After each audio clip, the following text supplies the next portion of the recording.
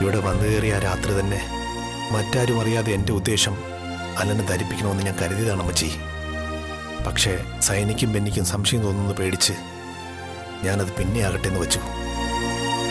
പക്ഷേ അപ്പോഴേക്കും എല്ലാം ഉപേക്ഷിച്ച് അലൻ ഇവിടുന്ന് പൊക്കളഞ്ഞില്ലേ.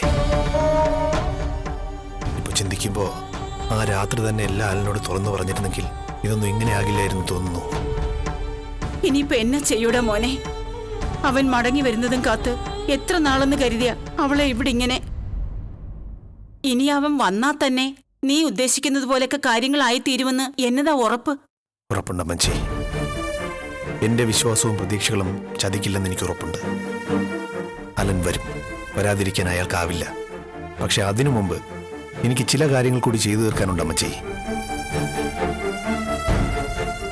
ആദ്യം ഗായത്രിയുടെ കുഞ്ഞിന് എന്നതാ സംഭവിച്ചെന്നറിയണം.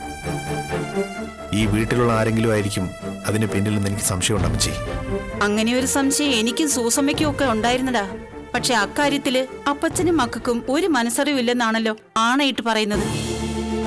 പറയുന്നത് അവരായതുകൊണ്ട് അത് അത്ര പെട്ടെന്ന് വിശ്വസിക്കാനാവില്ല അമ്മച്ചി.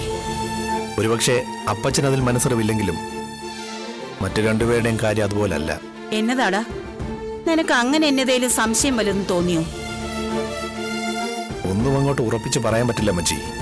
ഒക്കെ ഓരോ തോന്നലുകളുടെ പിന്നാലെയുള്ള പാച്ചിലാ. ഇനിയിപ്പോ അഥവാ ആ കുഞ്ഞിനെ കണ്ടെത്തിയെന്ന് തന്നെ ഇരിക്കട്ടെ, ഗായത്രി അതിനെ സ്വീകരിക്കുമെന്നും സ്നേഹിക്കുമെന്നും ഒക്കെ എന്നതാ ഉറപ്പ്? അതിന്റെ കാര്യം കേൾക്കുമ്പോഴേ തല മാറി അടിക്കാൻ നിൽക്കുമല്ലോ അവള്. ആ നിലയ്ക്ക് അതിനെ തിരിച്ചു കിട്ടിയാലും. അതാണ് അമ്മച്ചി എന്നെ കുഴിക്കുന്നൊരു വലിയ പ്രശ്നം. പുറമേ ഒരു കുഴപ്പവും കാണിക്കുന്നില്ലെങ്കിലും മനസ്സുകൊണ്ട് ഗായത്രി ഇപ്പോഴും നോർമലല്ല. ആദ്യം അവൾ ആ കുഞ്ഞിനെ സ്നേഹിച്ചു തുടങ്ങണം. എന്നാലേ ഞാൻ ഉദ്ദേശിക്കുന്നിടത്ത് ഈ കാര്യങ്ങൾ എത്തിക്കാൻ പറ്റുള്ളൂ. ചില വഴികളൊക്കെ ഞാൻ മനസ്സിൽ കാണുന്നുണ്ട്. ആദ്യം ഗായത്രിയുടെ മനസ്സിലെ യഥാർത്ഥ പ്രശ്നം എന്താണെന്നറിയട്ടെ. അമ്മച്ചി എന്നതായാലും ഒന്നും അറിഞ്ഞിട്ടില്ല. ഇനിയും കള്ളം പറഞ്ഞ് എനിക്ക് എൻ്റെ അമ്മച്ചിയെ പറ്റിക്കാൻ കഴിയാത്തതുകൊണ്ടാ അമ്മച്ചിയോട് ഞാനെല്ലാം തുറന്നു പറഞ്ഞത്. ഇതൊക്കെ ഈ മനസ്സിൽ തന്നെ ഇരിക്കണം. ഗായത്രി പോലും തൽക്കാലം ഇതൊന്നും അറിയണ്ട. എന്റെ കർത്താവേ, എല്ലാം അങ്ങ് നേരെയായാ മതിയായിരുന്നു. ആവോ അമ്മച്ചി. അമ്മച്ചി ആഗ്രഹിക്കുന്ന പോലെ ഇതൊരു വീടാക്കി തരുന്ന കാര്യം ഞാൻ ഏൽക്കുമല്ലേ. അമ്മച്ചി ധൈര്യമായിട്ടിരിക്കേ. എല്ലാം എൻ്റെ അമ്മച്ചിയോട് തുറന്നു പറഞ്ഞപ്പോ മനസ്സിന് എന്നാ സമാധാനമാ.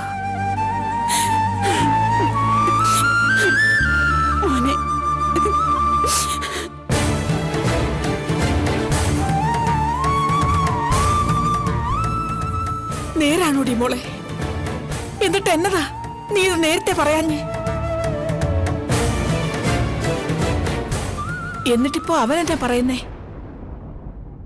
എന്തു പറയാൻ, ആള് ഭയങ്കര സന്തോഷത്തിലാ.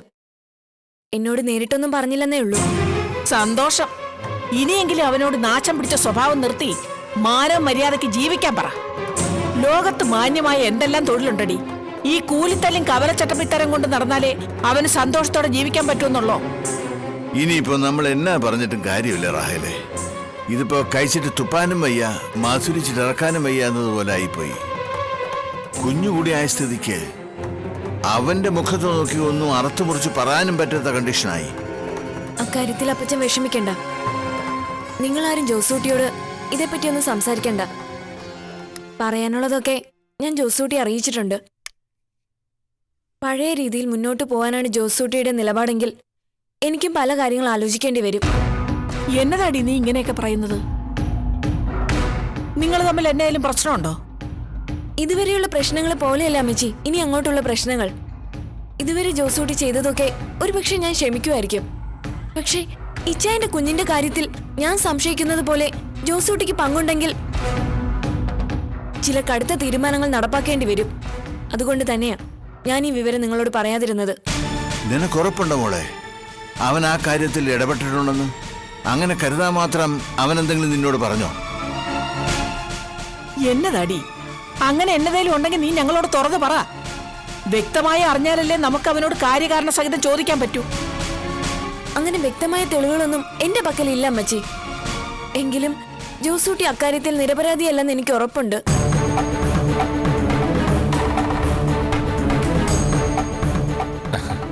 എന്താ എല്ലാവരും കൂടി?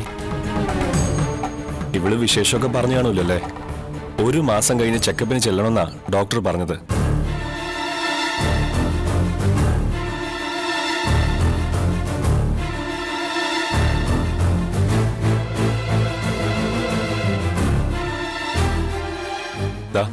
കുറച്ച് പലഹാരങ്ങളാ, എല്ലാവർക്കും കൊടുക്ക്. ജോസൂട്ടി, ആ വിശേഷമൊക്കെ അവിടെ നിൽക്കട്ടെ. ഇപ്പൊ നിനക്ക് ജനിക്കാൻ പോകുന്ന കുഞ്ഞിനെ പോലെ വിലപ്പെട്ടതാ ഞങ്ങൾക്ക് ഞങ്ങളെ മോന് ജനിച്ച കുഞ്ഞ്. അതിന്റെ അമ്മ ആരും ആയിക്കോട്ടെ, പക്ഷെ ഞങ്ങളെ സംബന്ധിച്ചിടത്തോളം ഇപ്പൊ അത് അവന്റെ കുഞ്ഞാണ്. അല്ല, അതിനിപ്പോ ഞങ്ങൾ എന്ത് വേണമെന്ന് നിങ്ങൾ പറഞ്ഞു വരുന്നത്? ആ കുഞ്ഞിനെ ഇപ്പൊ കാണാനില്ലെന്നുള്ള കാര്യം നിനക്കറിയാമല്ലോ. ആ വിഷയത്തിൽ നിനക്കെന്തെങ്കിലും മനസ്സറിവുണ്ടോ എന്നാണ് ഞങ്ങൾക്ക് അറിയേണ്ടത്. ഇപ്പോഴും നിങ്ങൾക്ക് എന്നെയാണോ സംശയം?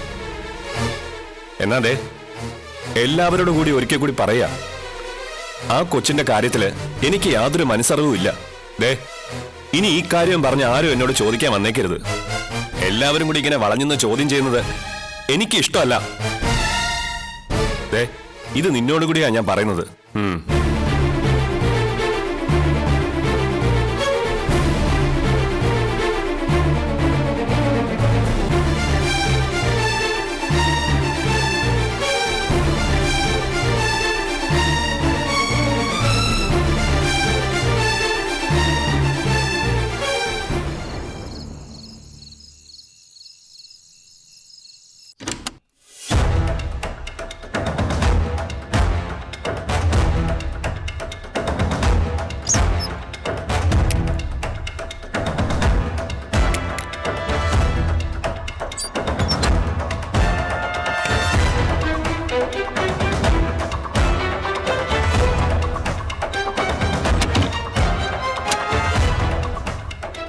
എന്താടി നിന്റെ തന്തയ്ക്കും തള്ളയ്ക്കും ഒരുമാതിരി ചൊറിഞ്ഞ വർത്താനം? അല്ല, അവരെ കുറ്റം പറഞ്ഞിട്ടും കാര്യമില്ലല്ലോ. ഏത് നേരം അവരോട് എന്നെ കുറിച്ച് വേണ്ടാതിനൊക്കെ പറഞ്ഞു കൊടുത്ത് തിരികെ ഏറ്റി കൊടുക്കുന്ന നീയാണല്ലോ.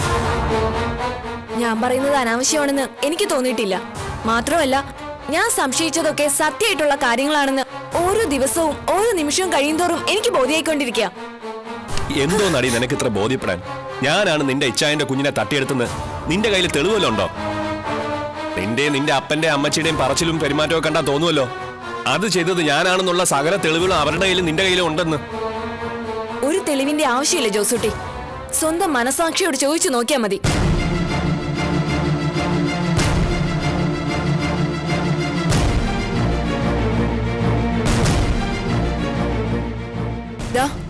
നിങ്ങളുടെ ഈ മുഖം വിളിച്ചു പറയുന്നുണ്ട് ആ സംഭവത്തിൽ നിങ്ങൾക്ക് പങ്കുണ്ടെന്ന്.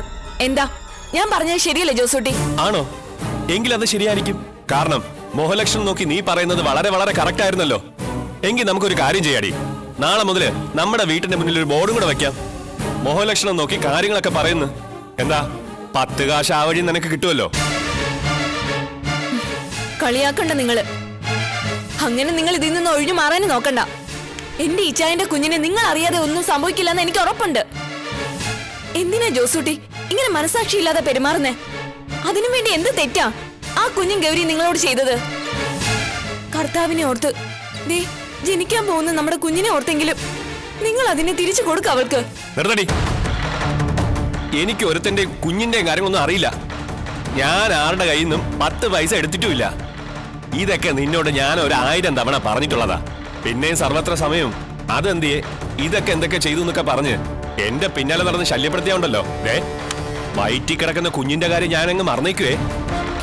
മറക്കണം. മറക്കുന്നത് തന്നെയാ നിങ്ങൾക്ക് നല്ലത്. കാരണം അതിന് നിങ്ങൾക്ക് കിട്ടാൻ പോകുന്നില്ല.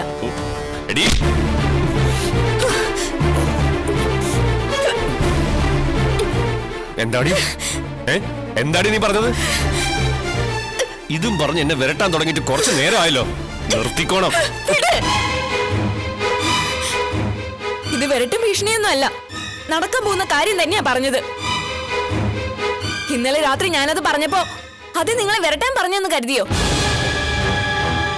എന്നാ അല്ല, ഞാൻ സത്യം പറഞ്ഞത്. എന്റെ ഇച്ചായന്റെ കുഞ്ഞിനെ ഇല്ലാതാക്കിയ മനുഷ്യന്റെ കുഞ്ഞിനെ ഞാൻ പ്രസവിക്കില്ല. അങ്ങനെ നിങ്ങൾ മാത്രം ഒരു അച്ഛന്റെ സുഖവും സന്തോഷവും അനുഭവിക്കരുത്. അതിനുവേണ്ടി ഉള്ളിൽ കരഞ്ഞോണ്ടാണെങ്കിലും ഞാൻ ആ തീരുമാനം നടപ്പാക്കിയിരിക്കും. ഞാൻ വെറുവാക്ക് പറയില്ല.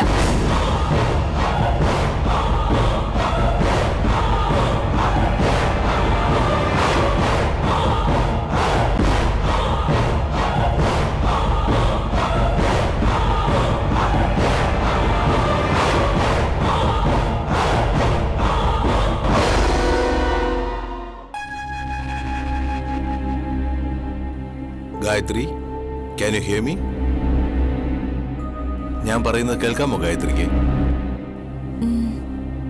ഗായത്രി ഇപ്പോൾ നല്ല ഉറക്കത്തിലാണ്, ശരിയല്ലേ? ഗായത്രിക്ക് ഇപ്പോൾ ഞാൻ പറയുന്നതൊക്കെ കേൾക്കാം, കാണാം, ഫീൽ ചെയ്യാം, അല്ലേ? പറ്റുന്നുണ്ട്. എങ്കിൽ ഗായത്രിയുടെ വീടൊന്ന് ഓർത്ത് നോക്കി.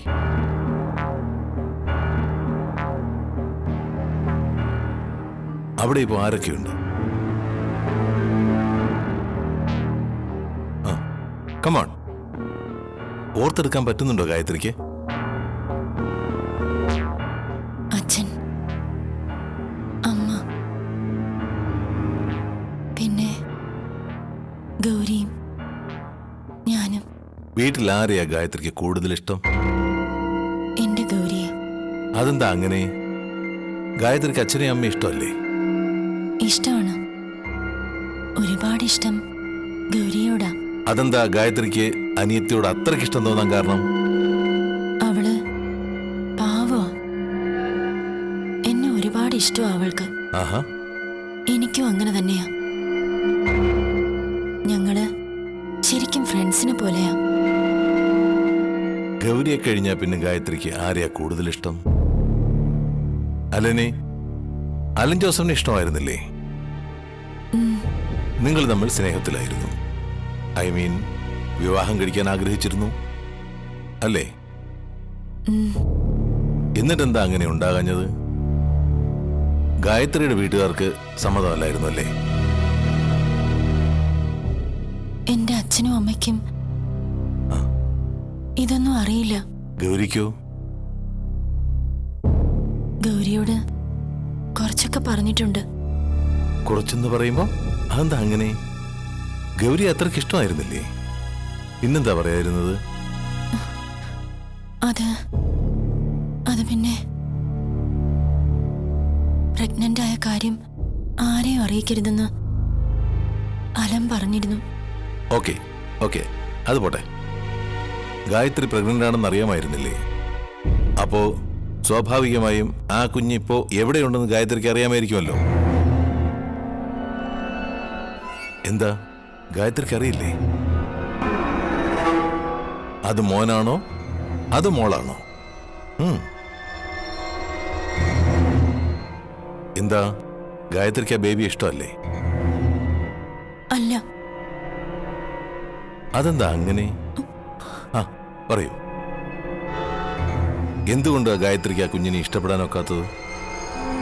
പറയൂ. എനിക്കറിയില്ല, എനിക്കിഷ്ടമല്ല. Okay, it's okay. അത് അലന്റെ കുഞ്ഞായതുകൊണ്ടാണല്ലേ?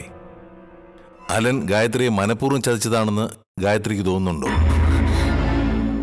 എനിക്കറിയില്ല, എന്നെ അയാൾ പറ്റിച്ചത് എന്തിനാണെന്ന് എനിക്കറിയില്ല. ഓക്കെ ഓക്കെ, ഇനി ഞാൻ ഒരു കാര്യം കൂടി ചോദിക്കട്ടെ. അലൻ മടങ്ങി വന്ന ഗായത്രി അലനെയും കുഞ്ഞിനെയും സ്വീകരിക്കാൻ തയ്യാറാകുമോ? Gayathri, can you answer me? Alan വന്നാൽ ഗായത്രിക്ക് അയാളെയും മോളെയും? എനിക്കിഷ്ടമല്ല. അവരെന്റെ ആരുമല്ല, ആരുമല്ല, ആരുമല്ല. Okay okay, cool cool, relax Gayathri, relax. Gayathri ഉറങ്ങിക്കോളൂ, ഉറങ്ങിക്കോളൂ, റിലാക്സ്.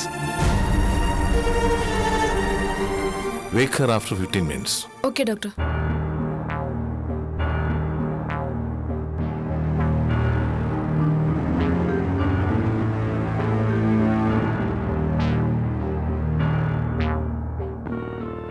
ഞാൻ ഊഹിച്ചതുപോലെ തന്നെയാണ് ഗായത്രിയുടെ കാര്യത്തിൽ സംഭവിച്ചതും.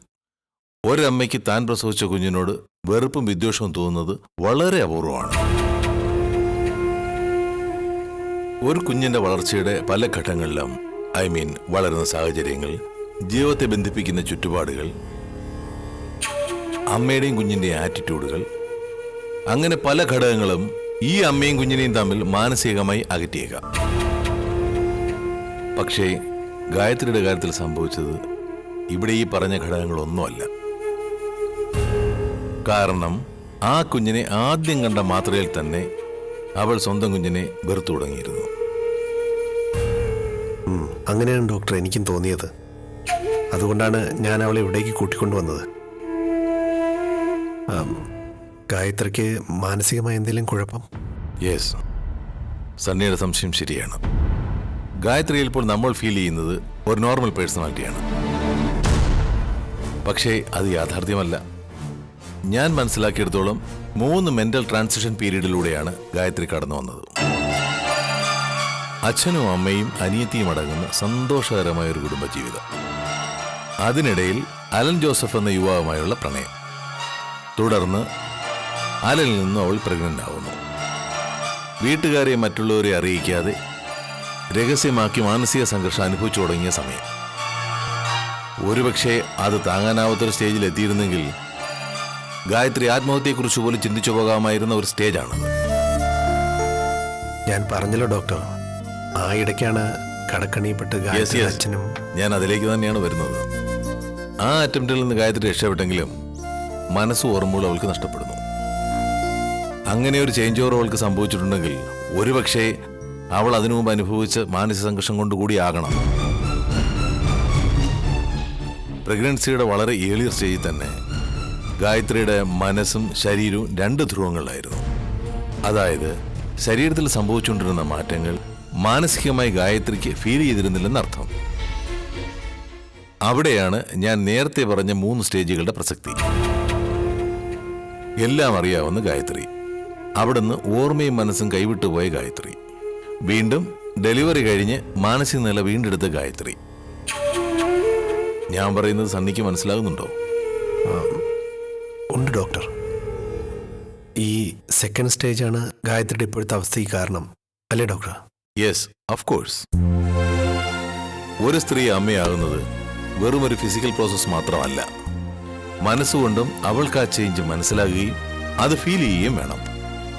തൻ്റെ ശ്വാസവും ആഹാരവും ഒക്കെ പങ്കുപറ്റി തൻ്റെ ഉള്ളൊരു ജീവൻ മുളയ്ക്കുന്നതും അതിൻ്റെ വളർച്ചയുമൊക്കെ മാനസികമായ ഒരു സ്ത്രീ അനുഭവിച്ച് തന്നെ അറിയണം.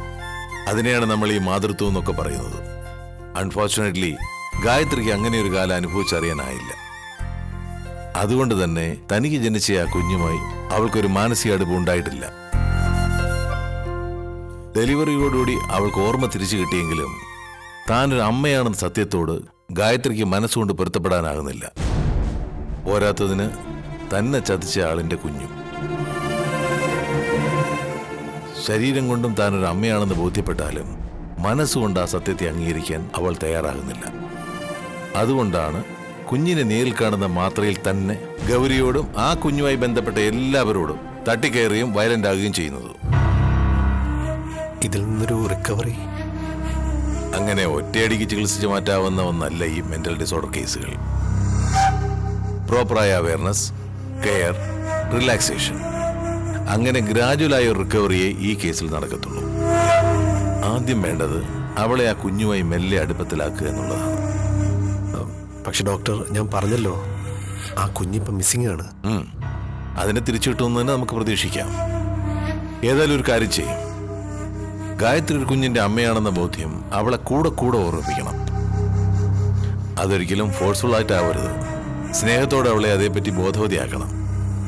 ക്രമേണ കുഞ്ഞിനെ കാണാനുള്ള ആഗ്രഹം അവളിൽ വളർത്തിയെടുക്കണം. അതായിരിക്കണം നമ്മുടെ ആദ്യത്തെ സ്റ്റെപ്പ്.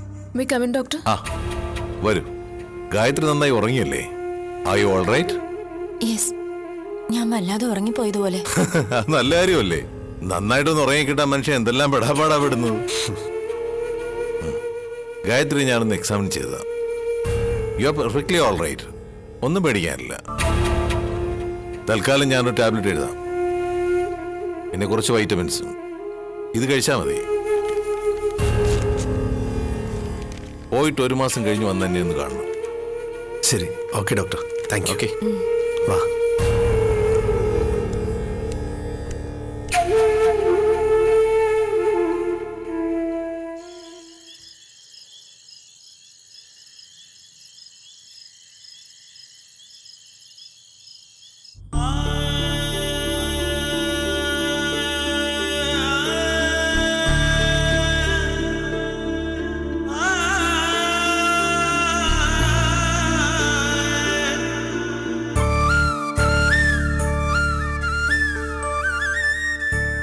ശംഭുവേ,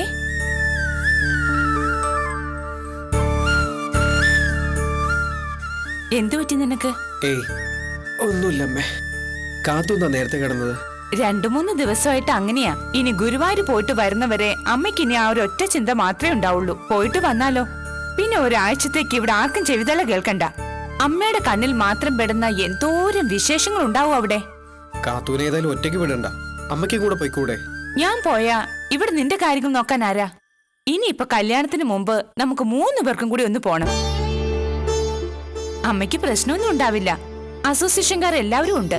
ആ, നീ വന്നേ, വാ, കഴിക്കാൻ എടുത്തു വെക്കാം, വാ. അമ്മേ,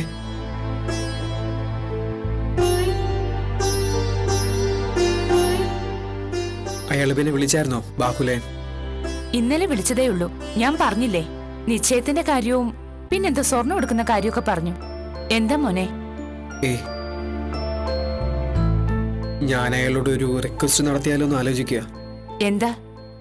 ഈ ബന്ധം വേണ്ടാന്ന് വെക്കാനോ മറ്റോ ആണോ?